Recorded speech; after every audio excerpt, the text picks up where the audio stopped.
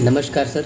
नमस्कार। Sculpting in time के नए एपिसोड में आपका बहुत बहुत स्वागत है। वाह, मुझे बहुत अच्छा लग रहा है। अब सर सर बहुत सारे जो बड़े फिल्म मेकर्स माने जाते हैं, जी तो दो ग्रुप्स में अलग अलग कैटेगरी में बांटा जा सकता है, लेकिन फ़िलहाल दो ग्रुप्स में बांट सकते हैं। ऐसा देखें कि कुछ फिल्म मेकर्स जो हैं और प्रोमिनेंट भी हैं, उन्होंने अपनी जगह बनाई है सिनेमा के दुनिया में। तो दो ग्रुप ए का कहना है कि सिनेमा जो है वो सोसाइटी के ऊपर, लोगों के ऊपर असर डालता है और उससे इंसान में बदलाव आ सकते हैं, इंसान इम्प्रूव कर सकता है, ग्रो कर सकता है, इवॉल्व हो सकता है। और दूसरे जो ग्रुप बी है उनका कहना है कि नहीं, सिनेमा सिर्फ मनोरंजन के लिए है और उससे इंसान में बदलाव, cinema can not change people वाला उनका वो है। तो दोनों लोग अपने अपने मकसद से अपने अपनी तरह के फिल्म बनाते हैं। तो हम इस विषय पर आपका विचार लेना चाहेंगे सर कि आपको क्या लगता है कि cinema changes people, it impacts on people और नॉट? तो आप देखिए कि सिनेमा का जो असर होता है ये तो दोनों में कॉमन दिख रहा है हमें। अगर मनोरंजन हो रहा है तो भी तो असर हो ही रहा है। और हम ऐसे देख सकते हैं कि ऑडियंस को किस तरह से लेते हैं, सिर्फ मनोरंजन के तौर पर या कुछ सीरियसनेस के तौर पर। फिल्म मेकर की ओर से सोचना जो है कि दो प्रकार का होता है, वो तो एक ही हुआ ना, इफेक्ट तो होगा ही किसी भी चीज़ का। अब ये है कि हम अपने सेंसेस को प्यूरिफाई कर पा रहे हैं सिनेमा से या सिर्फ मनोरंजन तक सीमित रह जा रहे हैं। अब इस तरह से अगर देखें ऑडियंस की ओर से, तो हम सिनेमा में वैल्यू ढूंढने जाएंगे। जो आदमी चाहेगा कि हम कुछ मीनिंग है कि नहीं देखें, तो वो खुद देखने जाएगा ना, तो वो साधारण सिनेमा में भी कुछ मीनिंग ढूंढ लेगा नहीं। और जो एंटरटेनमेंट का होगा वो या तो उस फिल्म को आधे से छोड़ के चला जाएगा या उसमें से वो मनोरंजन के तत्व ढूंढेगा कि इसमें कुछ मनोरंजन हो सकता है कि नहीं।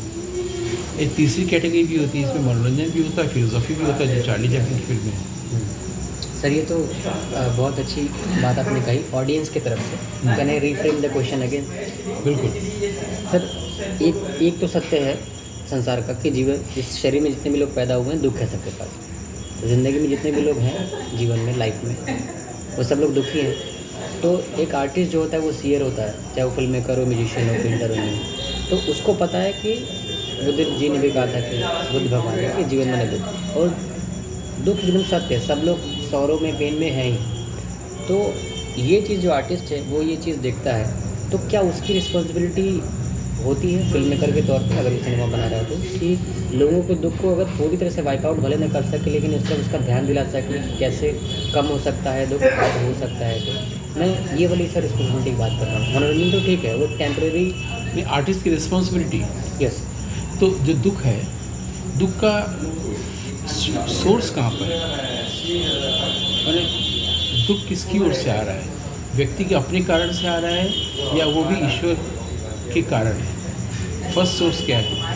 सर यही बात है कि बहुत लोग को इस बात का भी पता नहीं है ना कि वो दुखी भी हैं और दुखी हैं। वो तो पता नहीं है, लेकिन मेरा ये कहना है कि अगर एक शब्द ले जिसमें ज़्यादातर फिल्में बनती हैं, क्राइम और सेक्स, है ना, दोनों को मिला लीजिए, सेक्स क्राइम, यानी सेक्स के स्तर पर जो क्राइम होता है, ठीक, सेक्स के स्तर पर जो क्राइम होता है वो इसलिए है कि आप कहेंगे कि ये तो आदमी करता है, जो आदमी नहीं करता है और जो आदमी करता है, ऐसा कहेंगे ना। लेकिन अगर सोर्स ढूंढने जाइए तो सेक्स का क्राइम जो करता है उसको सेक्स की फैकल्टी होती है।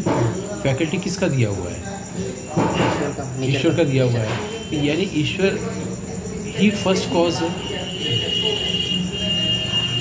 रावण के लिए भी, राम के लिए भी, है ना। जब वो फर्स्ट कॉज जो है, अगर हम उसको फर्स्ट कॉज बोले या ब्रह्म बोले या ईश्वर बोले या लाइट बोले, तो वो लाइट जब रावण जैसा काम कर रहा है तो उसको हम लोग रावण कहते हैं, और जब कृष्ण जैसा काम करता है तो उसको हम कृष्ण बोलते हैं। वही लाइट जब हनुमान वाला काम करता है तो हम हनुमान बोलते हैं। ऐसे देख सकते हैं।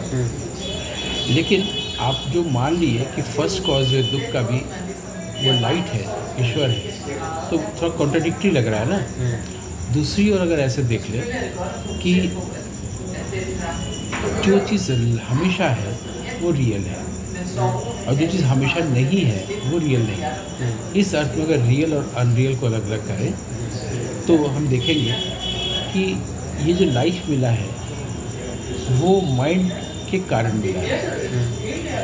अगर माइंड को हम कंट्रोल करते हैं या माइंड का बोलबाला न हो हमारे जीवन में, माइंड को अगर हम स्टिल कर देते हैं और जो लाइट पूरी सब चीज़ों को चला रहा है उसको चलाने देते हैं, तो फिर ये ह्यूमन फॉर्म हमको दोबारा नहीं मिलेगा। अगर पहले ये जो अभी मिला हुआ है ये इस पर हमारा वश है और ये मिलता ही रहेगा, क्योंकि हम ये बात जानते नहीं थे, अब इस बात जान गए हैं कि माइंड की इम्प्योरिटी के कारण हमको ये शरीर वाला जन्म मिला है जो कि अनरियल है, अभी है और अभी नहीं है।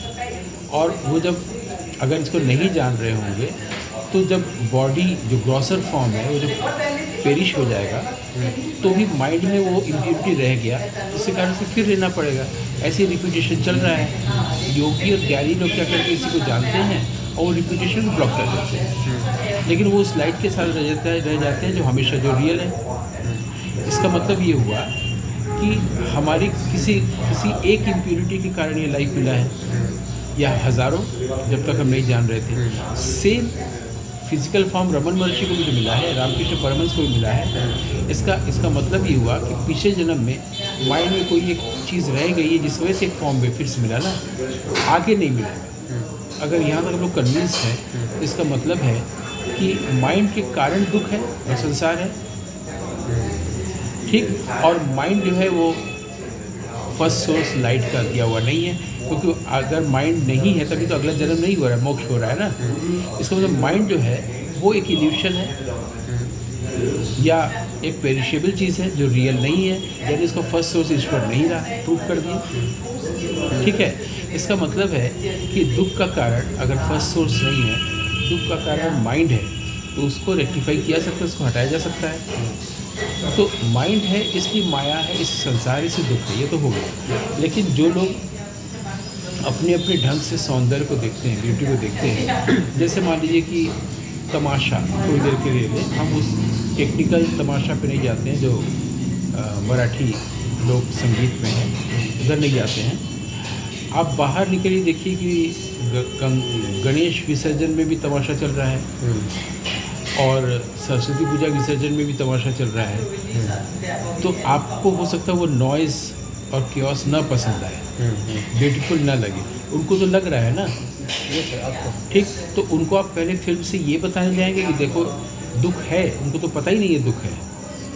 उनको दुख तब पता चलता है जब कोई घर में मर जाता है या जब कोई दुखद स्थिति आ जाती है या वो कुछ अपराध करते हैं, उनको सज़ा मिलती है, तब उनको लगता है जीवन में दुख है ना। तो उनके लिए दुख कहाँ है?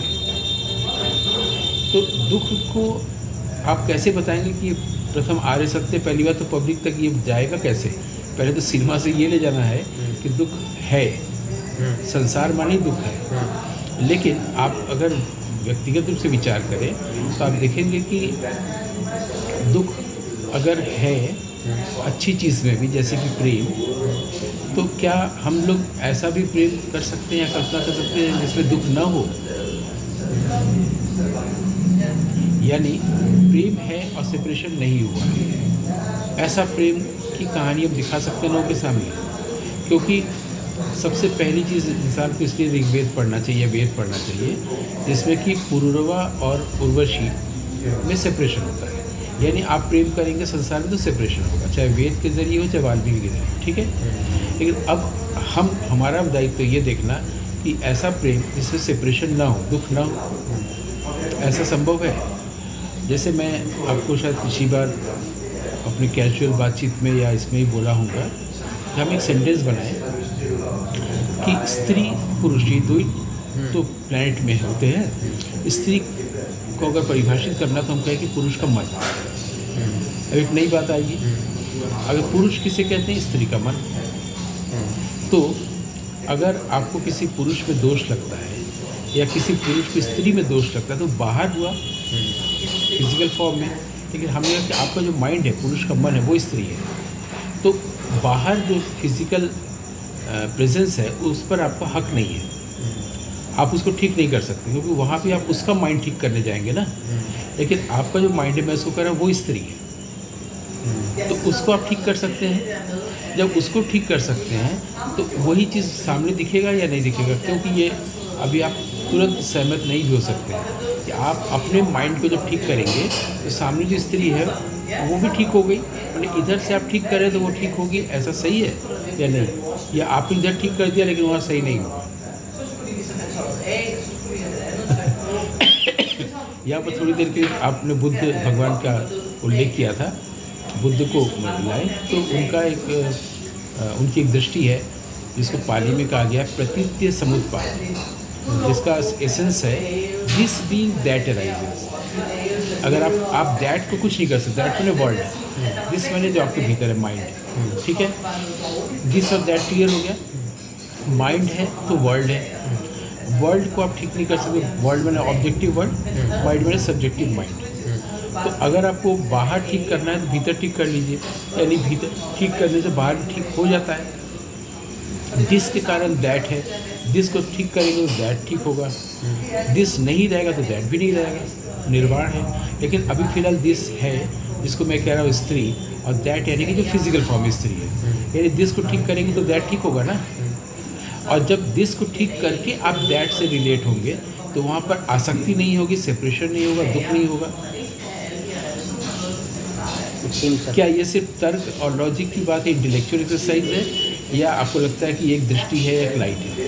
ऐसा लग रहा है कि दिल भर रहा। इसका मतलब है कि आपकी सिनेमा ये दृष्टि दे सकती है कि तुम जिस स्त्री से प्रेम करने जा रहे हो, अगर पुरुष हो या तुम अगर स्त्री हो किसी पुरुष से प्रेम करने जा रहे हो, तो वो सबसे पहले तुम्हारे भीतर है। भले तुम्हारी पहचान बाद में हो रही है और तुम्हें लग रहा है कि उधर से एक साइकिल से रणबीर कपूर आया और इधर से किताब लेके जा रही आलिया भट्ट, टकराहट हुई और पहली मुलाकात हुई, या राजेंद्र कुमार किताब यहाँ तक पहन के किताब लेके आ रहे हैं और सादा जा रही है और किताबें गिर गई और पहला परिचय हुआ। बाहर से भरे लगे लेकिन भीतर से आप पहले से जुड़े हुए हैं। अब अगर आप भीतर की तरफ पहले से ही देखते रहेंगे तो आपको ये भी पता चल जाएगा कि वो आपके जीवन में कब तक आई हुई है। जैसे पुरुरवा कह रही है, पुरुरवा से उर्वशी कह रही है, मेरा समय हो गया, इतनी देर तक मुझे रहना था, मुझे वापस जाना है अपने घर, यानी कि इंद्रलोक में, मुझे इतना ही रहना था, एक बेटे का जन्म हो गया, इस पर मुझे चले जाना है। भले ही वो पुरुरवा बोल रहे हैं कि तुम्हारे जाने के वियोग में मैं इतना संतप्त हूँ दुख में कि मेरे जो तर्कश में तीर है, मैं एक तीर नहीं निकाल पा रहा हूँ। अपने राज्य की, अपनी सेना से जो मैं जीतूंगा, जीत नहीं पाऊंगा, जीत के जो गाय लाऊंगा दूसरी वजह से, वो मैं लाने के काबिल नहीं हूँ। तो उसमें वो स्त्री जो उर्वशी उसको पहले तो बता रही नहीं, तुम ये कर सकते हो, तुम भी वीर थे, अपने आप को अवीर मत मानो, तुमने ही ऐसा किया था वैसा किया था।